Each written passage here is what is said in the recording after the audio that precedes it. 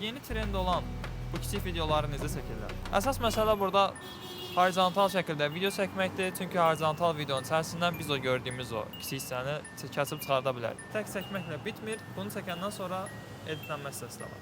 İstənilən bir edit proqramını istifadə edə bilərik. Lazım olan ölçü isə 5120 pikselin 1080 piksellə ölçülür.